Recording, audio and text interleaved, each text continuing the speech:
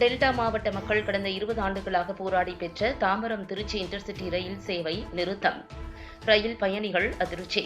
கோவை தாம்பரம் ரயிலில் பொதுப்பெட்டிகள் நீக்கப்பட்டதற்கு கண்டனம். தொடர் போராட்டம் அறிவித்த மயிலாடுதுறை ரயில் பயணிகள் சங்கம்.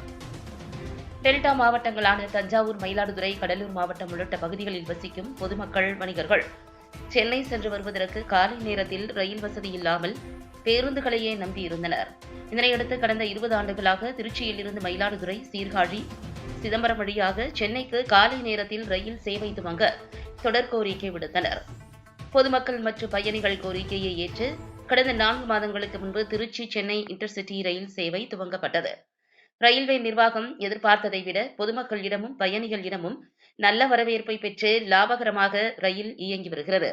இதனால் தஞ்சாவூர், மயிலாடுதுறை, சீர்காழி, சிதம்பரம் உள்ளிட்ட டெல்டா பகுதி மக்களுக்கும் வணிகர்களுக்கும் மிக பயனுள்ள ரயில் சேவையை நிரந்தரமாக்க வேண்டும் என கோரிக்கை விடுக்கப்பட்டு வந்தது.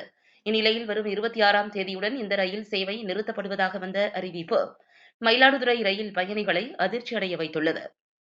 மேலும் தாம்பரம், கோவை வாராந்திர ரயிலில் பொதுப்பெட்டிகள் நீக்கப்பட்டதற்கு பயணிகள் மற்றும் பொதுமக்கள் கண்டனம் தெரிவித்து வருகின்றனர். இந்நிலையில் டெல்டா பகுதி மக்களின் நீண்டகால கோரிக்கையான திருச்சி சென்னை இன்டர்சிட்டி ரயில் சேவை நிறுத்தப்படுவதற்கு கடும் எதிர்ப்பு தெரிவித்துள்ள பயணிகள் ரயில் சேவையை நிரந்தரமாக்க வலியுறுத்தி மயிலாடுதுறை, சீர்காழி, சிதம்பரம் உள்ளிட்ட பகுதி பயணிகளை ஒன்றிணைத்து தொடர் போராட்டங்களை முன்னெடுக்கப் போவதாகவும் அறிவித்துள்ளனர். மக்கள் கட்சியின் மதுரை தெற்கு மாவட்டத்தின் சார்பில் உள்துறை அமைச்சராக இருக்கக்கூடிய அமித்ஷா அவர்கள்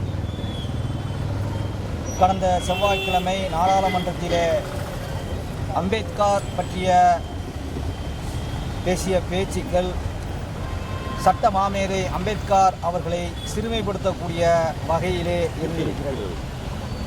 அம்பேத்கர் அம்பேத்கர் அம்பேத்கர் என்று சொல்வது இப்பொழுது ஃபேஷனாகிவிட்டது.